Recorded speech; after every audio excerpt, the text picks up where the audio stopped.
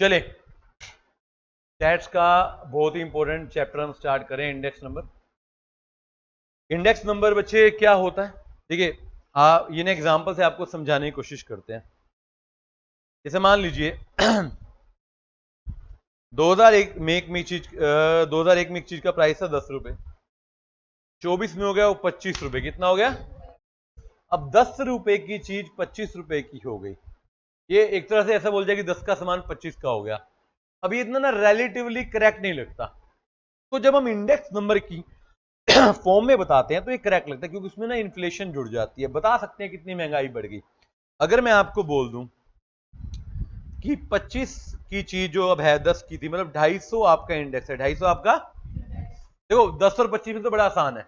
अगर मैं आपको बोलूं 25 वाली 38 की होगी, अब इसको ओरली समझना कितना मुश्किल है। इसका आसान तरीका क्या है? 38 डिवाइड बाई 20 तो हम कैसे हैं 152। ये मैथमेटिकल टर्म में समझाना आसान है कि कोई चीज जो 100 रुपए की थी वो कितने की हुई? 152 रुपए की हो गई। और कोई चीज जो 100 की थी वो 250 रुपए की हो गई। इसलिए इंडेक्स निकाले जाते हैं। इंडेक्स से क्या होता है? एक तो आपको महंगाई पता चलती है, दूसरा एक का रेट पता चलता है, दूसरे को कन्वर्ट करना भी आसान हो जाता है। और यहां पर एक चीज देखिएगा, ये तरीके देखना लिखने के। पहले इंडेक्स का मतलब समझते हैं बच्चे। इंडेक्स होता है comparative ratio, relation of data to make the data more understandable and more compare. Data को कंपेयर करना ताकि वो अंडरस्टैंडेबल और कंपेरेबल हो सके। देखिए बेसिक कंसेप्ट है। 2 ईयर होते हैं, एक होता है बेस ईयर, एक होता है करंट ईयर। बेस ईयर जिस ईयर से हम कंपेरिजन करते हैं, करंट ईयर जिसका आज का डेटा होता है, जिसका कंपेरिजन किया जाता है। क्वेश्चन के हिसाब से जनरली क्वेश्चन कुछ और कहे तो अलग बात है। आप एक बात ध्यान रखेंगे, जो अर्लीस्ट ईयर होता है वही बेस ईयर होता है। मान लो एक 2005 है, एक 2020 है, तो दोनों में से पिछला कौन सा? 2000, तो उसको मानेंगे बेस ईयर। क्या मानेंगे? Earliest year is base year. अब ध्यान रखिएगा, मान लो 3 डेटा गिवन है, 3 ईयर, एक 2005, एक 2015, एक 2024। तो यहां पर बेस ईयर करंट ईयर क्या होगा? अर्लीस्ट कौन सा है? तो 2005 ही बच्चे क्या रहेगा? बेस। अब एक बात समझिए, 15 को 5 पे कर सकते हैं और 24 को भी 5 पे। मान लो क्वेश्चन में 3 ऐसे डेटा हैं, तो आप ना चुपचाप 2 काम करेंगे। एक बार आप निकालेंगे 2015 5 पे, और एक बार निकालेंगे 2024। आप 24-15 पे निकालेंगे अनटिल अनलेस की क्वेश्चन पूछेगा। क्वेश्चन कहेगा 24-15 पे तो निकालेंगे, नहीं तो मान लो 10 साल भी गिवन है। कितने साल गिवन है? तो 10 के 10 मैं बेस पे निकालूंगा। किस पे निकालूंगा? बेस पे। ध्यान रखिएगा। अच्छा मान लो क्या है, देगी क्वेश्चन 2024 निकालो 15 पे, तो फिर 24 के लिए बेस क्या हो जाएगा? 15 हो जाएगा। अदरवाइज आप अर्लीस्ट लेंगे। क्या लेंगे? अर्लीस्ट लेंगे।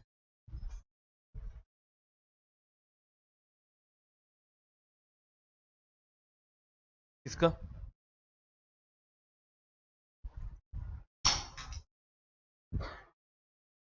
इंडेक्स नंबर 3 तरह के होते हैं, price, quantity, value. Price, quantity. Paper में आने वाला सबसे बढ़िया इंडेक्स नंबर है प्राइस, और सबसे ज्यादा प्राइस। प्राइस देखिए, प्राइस में ना कई बार ऐसे लिखा होता है P01। अब यहां ये आपको समझाने की बात है, बच्चा ने ये फॉर्मूला लगाता है जो कि बिल्कुल क्या है? गलत। 01 का मतलब 0 ऑन 1 नहीं है, 1 ऑन 0 है। 1 ऑन 1 क्या है? Current year. 0 क्या है? तो न्यूमिनेटर में आता है मेरा करंट ईयर, डिनोमिनेटर में आता है बेस ईयर। बड़े ध्यान रखना, लेफ्ट हैंड वाला क्या होता है? बेस। राइट वाला क्या होता है? तो P01 का फॉर्मूला क्या बनेगा? P1 by P0 into 100। P1 by P0 into 100। 1 on 0। अच्छा क्वेश्चन पूछ ले P10, उल्टा भी पूछ सकता है, पूछने को कुछ भी पूछा जा सकता है। तो फॉर्मूला बनेगा P0 divide by P1 into, इसको बोलेंगे 0 ऑन 1। राइट, इस तरीके से आपको चलना है। सेम ऐसे मान लो क्वांटिटी में, अब आप बताएंगे फॉर्मूले अगले। क्वांटिटी में गिवन है Q01, इसका मतलब Q10 गिवन है। ऐसे वैल्यू में V10। फर्स्ट अपीयरिंग नंबर जो होता है वो बेस ईयर होता है, लेफ्ट हैंड वाला, और ये डिनोमिनेटर में लिखा जाता है। सिंपल सा। मान लो P12 आ गया, P, तो फॉर्मूला क्या बनेगा? P2 bye P1 into 100। अच्छा एक बात ध्यान रखिएगा, अगर क्वेश्चन कभी भी कुछ भी स्पेसिफाई ना करे तो हमेशा 0 1 निकालना है, P01। क्लियर है? और अगर मान लीजिए बेस ईयर का इंडेक्स गिवन नहीं है तो उसको हमेशा क्या मानेंगे? क्या मानेंगे? क्लियर है बात? अब देखिए प्राइस इंडेक्स की मेथड इंपॉर्टेंट है, काफी ध्यान रखिएगा। दो तरह के, सिंपल और वेटेड। सिंपल में दो है, simple aggregative, simple relative, average of relative बोलते हैं। और वेटेड में है, वेटेड के एग्रीगेट जिसमें 4 है, लेस्पर, पास्चे, फिशर और मार्शल एजवर्ट। और एक है वेटेड रिलेटिव। देखिए प्योर फॉर्मूला बेस्ड है। इस चैप्टर में दो चीजें आती हैं, थ्योरी या फॉर्मूला, और तीसरे नंबर पे छोटे मोटे न्यूमेरिकल। एक दो बार न्यूमेरिकल मुश्किल हो जाते हैं बट फॉर्मूला आता है तो वो भी हो जाएंगे। सिंपल एग्रीगेट, नाम ही सिंपल है। फॉर्मूला क्या है? Summation of P1 divide by summation of P0 into, आपको 2 ईयर दिए हैं 2024 और 2010। पहले बताओ P0 कौन सा है, P1 कौन सा है?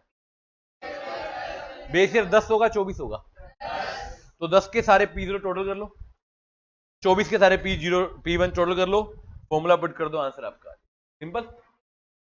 ये समीशन समझते हैं ना, इन तीनों का टोटल, इन तीनों का टोटल। तो फॉर्मूला क्या बना? Summation of P1 divide by summation of P0 into 100। इसको बोलते हैं सिंपल एग्रीगेटिव। देन सेकंड मेरा आता है simple relative, simple average of relative बोला जाता है इसको। देखिए अच्छा, इसमें वेटेड से आगे सारे देखिए एक बारी।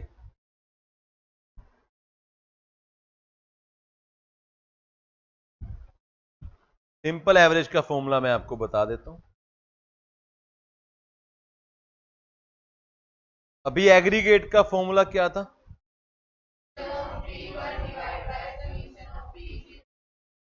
इसका फॉर्मूला होता है summation of price relative divide by n, divide by n. या फिर प्राइस रिलेटिव का फॉर्मूला क्या होता है? P1 divide by P0 into 100। तो एक नया फॉर्मूला मैं आपको दे रहा हूं, summation of P1 divide by P0। फर्क क्या सर?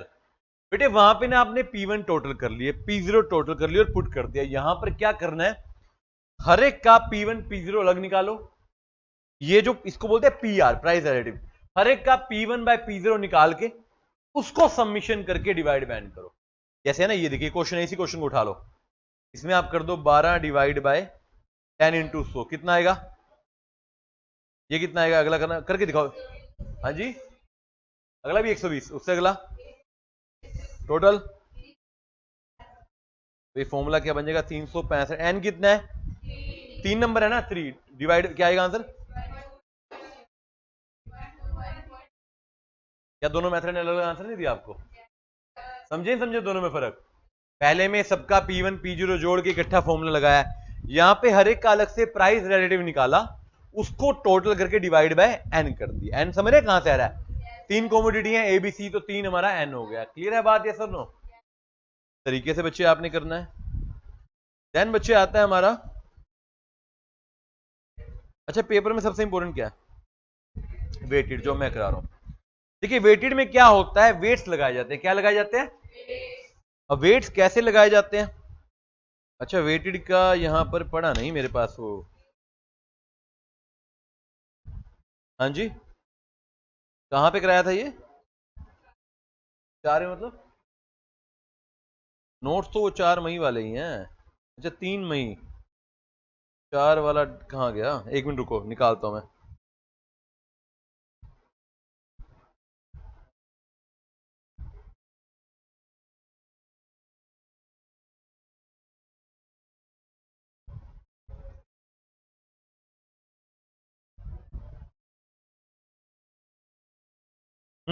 ये रहा, सिंपल एवरेज मिल गया आपको। अभी बताया मैंने, देख रहे हैं summation of PR divide by n. अब ये क्वेश्चन आपने अभी किया 365 वाला, ठीक है बच्चे? अब आते हैं, ये 2 एग्जांपल है, पढ़ लेना। वेटेड की बात करते हैं। देखो वेटेड में क्या है वो बात समझिएगा। आपका फॉर्मूला सेम है, P1 बाय P0। आपने वेट्स जोड़ने हैं। क्या जोड़ने हैं? वेट्स में क्या जनरली क्वांटिटी के वेट्स होंगे, किसके होंगे? ये देखिए लेस्पेयर, लेस्पेयर का फॉर्मूला देखो क्या लिखा हुआ है?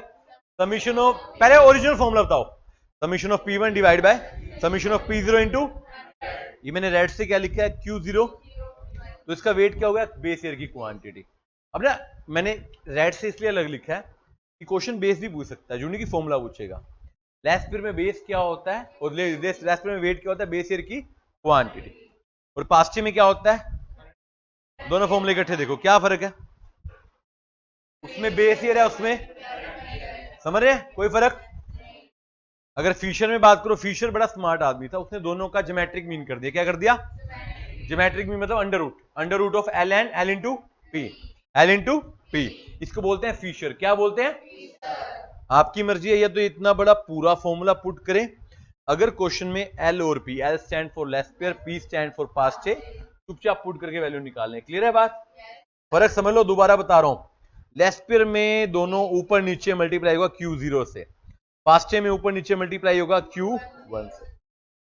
देन मार्शल एजवर्थ ने क्या किया, वेट निकाला दोनों का एवरेज, दोनों का, तो फॉर्मूला मेरा बन गया summation of P1 into Q1 plus Q0 divide bye summation of P0 into Q1 plus into 100, average of Q0 and Q1। देखिए ये उसने कहा ये भी अच्छा है यार, ये भी अच्छा है, दोनों को ऐड कर लेता, दोनों को ऐड, डिवाइड बाय 2 कहां गया, दोनों में आ गया तो कट गया, ओरिजिनली 2 था, ओरिजिनली 2 था। ये क्वेश्चन हमने ना सारे मेथड से किया था, देखो सबके आंसर अलग अलग आए थे, इसमें बाय चांस सेम आए थे क्योंकि डेटा सेम था, ये अलग अलग आए थे क्वेश्चन। जिन्होंने नहीं किया आज ये क्वेश्चन अपने हाथ से करके थे ना, आंसर मैंने लिखे हुए, ठीक है। तो ये मेरे वेटेड है, जिसको पीडीएफ नहीं होगी मैं डाल दूंगा, बता देना।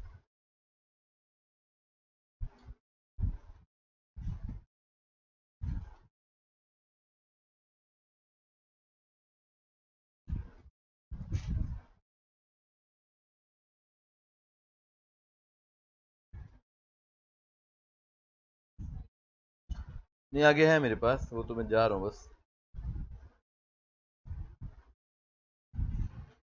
देखिए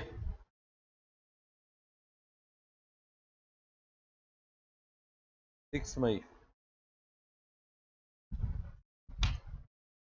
अब आता है जैसे वेटेड एग्रीगेट से बगा वेटेड रिलेटिव, वेटेड, इसमें ना ये फॉर्मूला वैसे तो बड़ा अलग से बनाएगा, नीचे देखो मैंने डेरिवेशन निकाल रखी है इसकी, बट इसको लास्ट में हमने देखा तो लेस्पियर ही बन गया। क्या बन गए, अगर आपसे वेटेड रिलेटिव पूछा जाए तो आपने कुछ नहीं करना, लेस्पियर का फॉर्मूला लगाना है। क्या फॉर्मूला है, summation of P1 Q0 divide bye into 100, nothing more than that. Clear है बात। देन क्वांटिटी, अब देखो आपको प्राइस आ गई तो क्वांटिटी में कुछ नहीं करना, प्राइस का फॉर्मूला कहता है P1 बाय 0, यहां आ जाएगा Q1 बाय Q0, सिंपल एडिव में Q1 by Q0 divide by n। Weighted में देखो, अब लेस्पियर में क्या था, आपने लेस्पियर में पहले वहां पर लिया था क्वांटिटी का वेट, अब आप क्वांटिटी निकालो तो प्राइस आ जाएगा वेट में, वहां पे वेट क्या था Q0, यहां पे क्या आ जाएगा P0, वहां पे Q1 था, यहां पे क्या आ जाएगा, और फिशर का तो सेम ही होगा, दोनों का ज्योमेट्रिक मीन। एक इंटरेस्टिंग बात है, मार्शल एजवर्थ का क्वांटिटी में नहीं लगता फॉर्मूला, मार्शल एजवर्थ का नहीं लगता, क्वांटिटी में सिर्फ उल्टा है प्राइस का, जहां पर प्राइस था वहां पर क्वांटिटी आ गई, जहां पर क्वांटिटी थी बच्चे वहां पर प्राइस। क्लियर है बात, यस और नो। देन आया वेटेड है, ये भी सेम है देखो लेस्पियर वाला। देन वैल्यू आ गया, वैल्यू क्या होती है बच्चों, प्राइस इंटू क्वांटिटी। मान लो एक प्रोडक्ट 10 रुपए का और 20 क्वांटिटी है, 10 रुपए का प्रोडक्ट 20 क्वांटिटी, उसकी वैल्यू कितनी हो जाएगी 200, कितनी हो जाएगी, तो P इंटू क्यू। इसका नॉर्मल फॉर्मूला क्या है, summation of V1 divide by summation of V0 into, इसको फर्दर एक्सप्लेन करें, V1 कैसे निकलेगा P1 इंटू Q1, और V0 कैसे निकलेगा P0 इंटू, सिंपल। अब क्वेश्चन में आप कौन सा फॉर्मूला लगाएंगे, अगर डायरेक्टली V1 V0 गिवन है तो फर्स्ट लगा देना, अगर प्राइस क्वांटिटी गिवन है तो मल्टीप्लाई करके निकालना पड़ेगा, समझ गए। Value is equal to price into quantity. अब ये ना इंपॉर्टेंट है, पूरा ब्रह्मास्त्र उठा लेना, टेस्ट ऑफ एडिक्वेसी पे क्वेश्चन आता ही आता है, कौन कौन से मेथड, कौन कौन से टेस्ट जो है पास करते हैं। जैसे पहले यूनिट टेस्ट, क्या है, जैसे तुम्हारे चल रहे हैं, तुम्हारा भी एडिक्वेसी का टेस्ट है यूनिट टेस्ट। यूनिट टेस्ट कहता है कि index number should be independent of units, तो मीनिंग याद रखिए, यूनिट टेस्ट क्या कहता है, index number should be independent of units, और इसको सारे मेथड सेटिस्फाई करते हैं except one method, that is simple aggregative method. कौन सा याद नहीं करता, तो आपको लगता है इसमें इंपॉर्टेंट क्या हुआ कि कौन सेटिस्फाई करता है कौन नहीं करता, वो नहीं करता, ठीक है। टाइम रिवर्सल, टाइम रिवर्सल होता है अगर मैं टाइम उल्टा कर दूं, अगर मैं P01 निकालूं और P10 निकालूं और दोनों को मल्टीप्लाई कर दूं, आंसर किसके इक्वल आए? 1 के। ये लेस्पेयर भी नहीं करता, पास्चे भी नहीं करता, सिर्फ एक ही करता है, फिशर।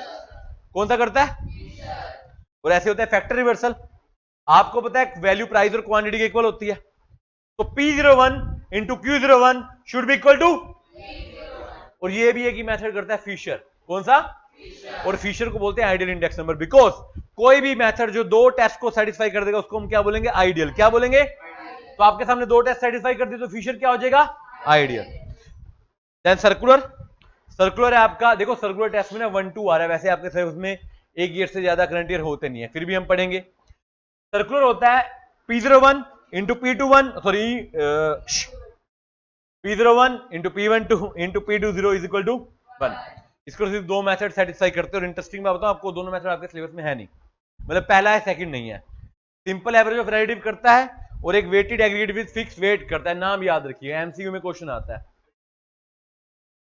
क्या चीज? 3 साल हो गए ना, 0 1 2 3 इयर्स वाला, तो सिलेबस में नहीं है निकालना, बट फॉर्मूला है। हमने 3 साल लिए, 0 1 2। पहले देखो 0 1 निकाला मतलब 1 1 0, 1 2 निकाला 2 1 1, 0 2 का 2 0 का मतलब 0 1। आपस में घुमा रहा हूं इनको, इसको बोलते हैं, क्या बोलते हैं? Circular, circle. समझ गई बात? ये कौन सा सेटिस्फाई करता है? सिंपल एवरेज ऑफ रिलेटिव और एक weighted aggregate with the fixed weight. इसके अलावा एक और इंडेक्स नंबर है हमारा, इंस्टीट्यूट ने बुक में दिया बट सिलेबस में होता है DNB, डोरविशियन बोले। इसका फॉर्मूला है L plus P divide by 2, theoretically simple average of Laspeyres and Paasche. देखो आपको एक सिंपल बताऊं, वेटेड में पहली बात तो आपको P1 P0 आना चाहिए, फिर लेस्पियर और पास्चे में आपको वेट पता होना चाहिए। आपको लेस्पियर पास्चे पता है, बाकी सब आप निकाल लोगे। फिशर में ज्योमेट्रिक मीन है, डॉर्विश बोले में सिंपल एवरेज मीन है, या डिवाइड बाय 2 बोल लो। तो बड़ी इंपॉर्टेंट चीजें हैं, ध्यान रखिएगा, ठीक है। ये मेरा मेन पोर्शन एक बार साइड होता है, बट इंडेक्स नंबर ना खत्म नहीं होता यहाँ पे, अदर टॉपिक। जैसे पहला एक क्वेश्चन आता है डिफ्लेटेड वैल्यू, आप इकोनॉमिक्स में पढ़ते हैं डिफ्लेटेड जीडीपी, सेम है। Convert nominal value into, formula क्या होगा? दो तीन फॉर्मूले हैं। पहला फॉर्मूला है current value divide by current year का प्राइस इंडेक्स इनटू 100, या फिर दूसरा जो इकोनॉमिक्स में पढ़ा था, current value into base price divide by, हमने इकोनॉमिक्स में ये वाला फॉर्मूला पढ़ा था ना, याद है आपको? हमारे पास बेस ईयर का इंडेक्स करंट ईयर का था, हमने करंट से उसको मल्टीप्लाई कर दिया था। या फिर एक लास्ट में इसका एक फॉर्मूला बनता है P1 Q1 divide by current year P01, और CY नहीं है, करंट ईयर है। आपने अब आपको सर कौन सा लगाएं? बेटे जो डेटा हो वो लगाएं। वैसे आपको ज्यादातर डेटा मिलेगा फर्स्ट में। कौन सा मिलेगा? First one. देखिए क्वेश्चन आपके सामने है, एक बार देख लीजिए क्या किया मैंने। करंट वैल्यू गिवन है, इंडेक्स नंबर गिवन है, तो चुपचाप क्या करो, इंडेक्स नंबर से डिवाइड कर दो। पहली की 8500 डिवाइड बाई 112 इंटू 100 आ गया। अगली की 8700 डिवाइड बाई 116 इंटू 100, ये चार आपको निकाल कर दे दी। तो यानी कि सिंपल सा फॉर्मूला है current value divide by current year का इंडेक्स इंटू 100। क्लियर है बात? शिफ्टेड प्राइस इंडेक्स, क्या हम प्राइस इंडेक्स शिफ्ट कर सकते हैं? देखो आपको ना ओरिजिनल प्राइस इंडेक्स दिया हुआ है, आपको कहीं दूसरे ईयर पे शिफ्ट कर दो, तो आपका बड़ा सिंपल सा फॉर्मूला है, जो ओरिजिनल प्राइस इंडेक्स है उसको ऊपर रख लें, डिवाइड बाय जिस ईयर पे करना है उस पे नीचे लिख लें, इनटू 100। मतलब आज का इंडेक्स डिवाइड बाय जिस ईयर पे शिफ्ट करना है उसका इंडेक्स इनटू 100। इसका फॉर्मूला ना थ्योरी में आया 2-3 बार, न्यूमेरिकल में नहीं आया। किस में आया? थ्योरी में। तो बार बार मैं बोलता हूं स्टैट्स में थ्योरी है जरूरी, थ्योरी को पढ़ के जाएं। न्यूमेरिकल सभी कर लेंगे, थ्योरी नहीं करेंगे, लेकिन थ्योरी करनी है। देखो ना, हमारे ना एक कहावत होती है न्यूमेरिकल सब्जेक्ट में ना, बच्चा न्यूमेरिकल पढ़े तो पास हो जाता है, थ्योरी ना भी पढ़े तो पास हो जाता है। यहां पर उल्टा है, यहां पे जो थ्योरी पढ़ता है वो पास होता है, चाहे वो न्यूमेरिकल ना भी, मतलब पढ़ना है। वैसे एग्जांपल दे रहा हूं, थ्योरी बड़ी जरूरी है। एक बार तो स्टैट में 40 में से 26 नंबर की थ्योरी आ गई, बच्चों को आते सारे। न्यूमेरिकल में एक बात याद रखना, अंटिल कि आपका वही ना टाइम मैनेजमेंट अच्छा चल रहा है, आपको प्रेशर नहीं हुआ उस समय, और आपकी स्पीड अच्छी है, और आपने एकदम बहुत बढ़िया दिमाग लगाया, जो 100 नंबर वाला लगाता है, तब जाके सारे न्यूमेरिकल ठीक होंगे। तो ज्यादा सारे न्यूमेरिकल ठीक नहीं होते, मानते हो ना? लेकिन थ्योरी में पूरे चांस रहते हैं सारे ठीक होने के, और आप थ्योरी पे ज्यादा ध्यान दो सारों में। थ्योरी बड़ी जरूरी है। जब सीए कोर्स में ना खाली न्यूमेरिकल से बच्चा पास नहीं होता, फाइनल तक थ्योरी आती है, थ्योरी पे फोकस कर ले। अच्छी नहीं लगती तो भी करे। लाइफ में ना सक्सेसफुल वही आदमी है जो वो काम करता है चाहे उसको अच्छा नहीं लग रहा तो भी वो कर रहा है। लोग कहते हैं ना you should do what you love, no, you should love what you do, just love it, बात खत्म, कोई ऑप्शन ही नहीं है। कंप्लेन करते रहो, शिकायतें करते रहो अपने आप से, अपने आप से जो हार गया वो दुनिया से क्या जीतेगा। पहले अपने आप को खुश रखो, और खुश तो आप और किसी को नहीं रख सकते। मैं कहीं बड़ा दुनिया में किसी को खुश नहीं कर सकते, खुश रखना तो फिर आइसक्रीम बेचना शुरू कर दो, और तो कोई रास्ता है नहीं आपके पास। जहां पे लोग भगवान से दुखी आदमी से क्या दुखी, बट मैं अपने आप से दुखी हूं तो बड़ी गलत बात है, समझ रहे बात। तो अच्छा सोचे और थ्योरी पे फोकस भी करें। आर्यन ध्यान से, लास्ट है चेन इंडेक्स। क्या है? वैसे तो चेन इंडेक्स पे भी थ्योरी आती है, क्योंकि बहुत बड़ा क्वेश्चन है, एक नंबर में आ ही सकता है। फिर मैं आपको बताया हूं चेन इंडेक्स का फॉर्मूला होता है link relative of current year into chain index of previous year divide bye, और लिंक रिलेटिव ऑलरेडी आपने पढ़ा है, P1 बाय P0 इंटू 100। यहां पे एक चीज ध्यान रखना, फर्स्ट ईयर का लिंक रिलेटिव और फर्स्ट ईयर का चेन इंडेक्स दोनों क्या एज्यूम करेंगे आप? 100। ये एक बड़ा सा क्वेश्चन है, आगे आ रहा होगा, दिखाऊंगा। और लास्ट है मेरा रिलेटिव तीन तरह के होते हैं, प्राइस, लिंक और चेन। फर्क समझना बच्चे, चैप्टर समाप्त होने वाला, फर्क समझना। प्राइस क्या है? P1 बाय P0 इंटू, ये तो ऑलरेडी कर लिया आपने, या PN बोलो, ये 2 3 भी तो हो सकते हैं, हमारे में 1 है ना खाली। लिंक रिलेटिव देखना क्या, P1 by P0, P2 bye P3 bye, मतलब हर अगला ईयर पिछले को, मतलब बेस ईयर में चेंज कर रहा हूं, मतलब आज का करंट ईयर अगले साल का बेस ईयर, अगले साल का करंट ईयर उससे अगले साल का, समझ पा रहे हो? न्यूमरेटर डिनोमिनेटर में जा रहा है। बट चेन इंडेक्स क्या है? P1 by P0, P2 by P0, P3 by P0, PN by P0। Sir फर्क क्या है? देखो बेस फिक्स्ड है, लिंक रिलेटिव में बेस क्या है? लिंक में, चेन में, चेन में, लिंक में वो आगे बढ़ रहा है, चेन में वो फिक्स है। और प्राइस रिलेटिव तो एक ही साल का होता है। फर्क समझे नहीं समझे? ये डिफरेंस आता है थ्योरी में। चेन रिलेटिव में मैं एक ही ईयर को लेके चल रहा हूं, मैंने 2001 से 2024 तक सारे 2000 से कर दी कंपेयर। और इस चेन में क्या, लिंक में क्या करूंगा? एक को करूंगा 0 से, 2 को करूंगा 1 से, 3 को करूंगा 2 से, 4 को करूंगा 3 से, 5 को करूंगा एंड सो ऑन। क्लियर है बात? ये ध्यान रखना। एक कंज्यूमर प्राइस इंडेक्स पे क्वेश्चन आता है, इन्फ्लेशन। वैसे ये भी इंस्टीट्यूट ने बुक में नहीं दिया, अपनी क्वेश्चन देता है। आप जो हमारे यहाँ पे महंगाई कैसे लिखते हैं? CPI से, कंज्यूमर प्राइस इंडेक्स से। इसको कॉस्ट ऑफ लिविंग बोलते हैं। क्या बोलते हैं? Cost of. इस पे क्वेश्चन ऐसा ही आता है जैसे मैंने दिया, देखो एक बारी। 10-11 का इंडेक्स नंबर है 150, 14-15 को 180। आपकी सैलरी अगर 10-11 में 3000 थी तो सैलरी 14-15 में कितनी होगी? एक बात समझिए ना, अगर इंडेक्स बढ़े तो आपकी सैलरी बढ़नी चाहिए, नहीं बढ़नी चाहिए? तो फॉर्मूला क्या बनेगा? Old index number divide by old salary divide by old index number into new salary divide by, आमने सामने रखो, इक्वेशन सोल्व कर लो। समझ रहे बात को?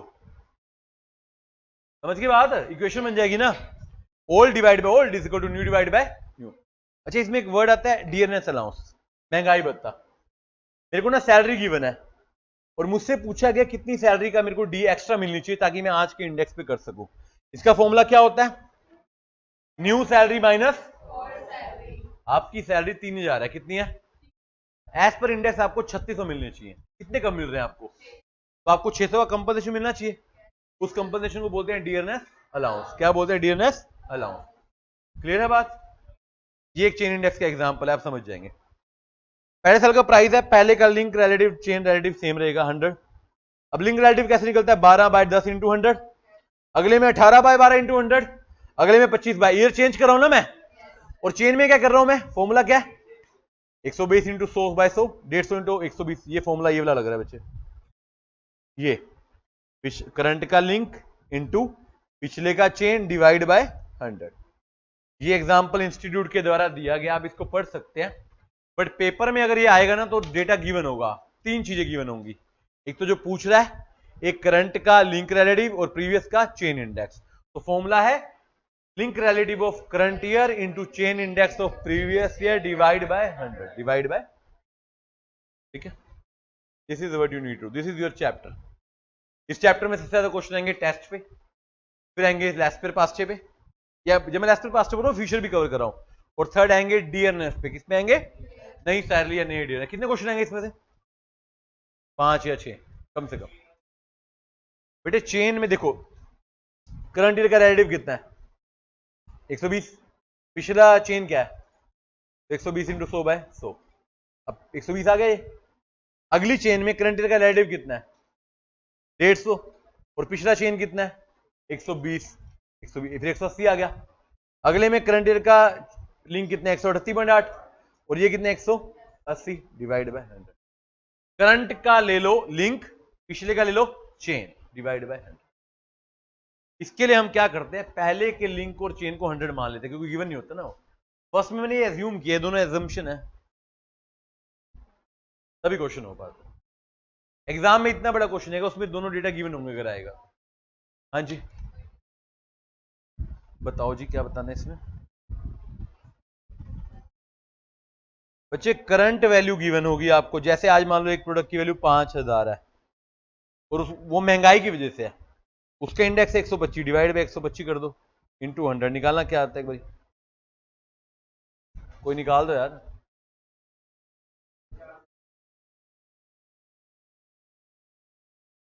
तो ये पता क्या बता रहे, करेक्ट?